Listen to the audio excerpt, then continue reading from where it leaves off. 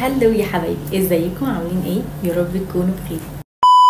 الفيديو دون احنا هنتعلم ازاي مع بعض نعمل الليب كومبو ونختار الوان تكون حلوه قوي ومناسبه قوي للاوتفيتس اللي احنا بنلبسها.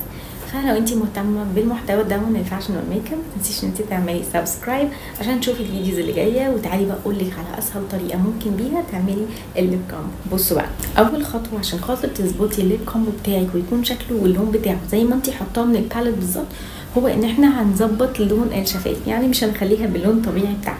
هستخدم القلم ده، اوكي، ده قلم روج عادي بس الدرجه بتاعته فاتحه وهي فاتحه قوي فمستحيل انزل بيها، فانا بقيت بستخدمها كانها، انتوا عارفين الكونسيلر لما بنحط كونسيلر عشان نظبط او نخلي اللون الشفايف ما فيهوش اي لون خالص، لونه زي شبه الكونسيلر، فلما نحط اللون بتاعنا يظهر عليه.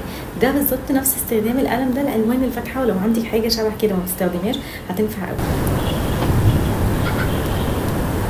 تاني لون ازاي؟ انا طبعا مستحيل انزل باللون ده فما برموش، بستخدمه كده. اي لون ممكن تستخدميه في الباليت دي يكون نفس الدرجه الفاتحه دي تقدري تستخدميه بديل الكونسيلر، بانك تلغي لون الشفايف الطبيعي او الاصلي عشان لما نحط اللون التاني يظهر. هاجي بقى بعد كده هستخدم الدرجه دي بصوا درجه لونها بني غامق ازاي، حلوه قوي في الكونتور وممكن تزين بيها حدود الشفايف ككونتورينج. هاجي بقى اعمل الاوتلاين بتاعه الشفايف زي ما انا عايزاها. عملت خط هنا، شايفين عامل ازاي؟ ده المفروض هو الاوتلاين بتاع الشفايف اللي انا عايزاه. شايفين؟ يبقى من تحت من هنا هقصر شويه بس من جوه، من هنا ومن هنا مش بلعب في الخطوط خالص، بمشي على الخط الطبيعي بتاعي.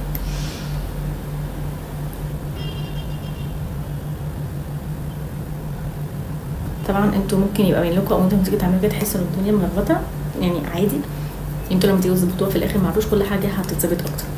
فانا كده خلاص عملت الاوتلاينز. هاجي بقى بعد كده بضربه الروج اللي انا عايزاها وهبدا ان انا املى كل الفراغات دي بالدرجه اللي انا عايزاها.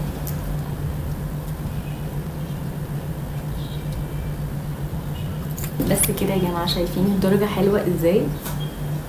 تحفه قوي، ولايق كمان مع الدرجه بتاعت الكشمير اللي موجوده في الحجاب، فبجد شكلها كيوت موت، حلوه قوي، مغيره كمان شكلي، مخليه شكله حلو قوي. حاسه دي تنفع قوي سهره، بس انا بقى طبعا الالوان دي خالص، البس حاجات تكون سهره الوان تكون اغمق شويه عشان تبين شكل الميك اب. بجد شكلها حلو قوي قوي، وكمان مختلفه عن الروتين بتاعي اللي انا بعمله الالوان اللي هي الطبيعيه، فبجد حلو موت. فجربوها واكتبوا لي رايكم في الكومنتس، واشوفكم ان شاء الله في الفيديوز الجايه.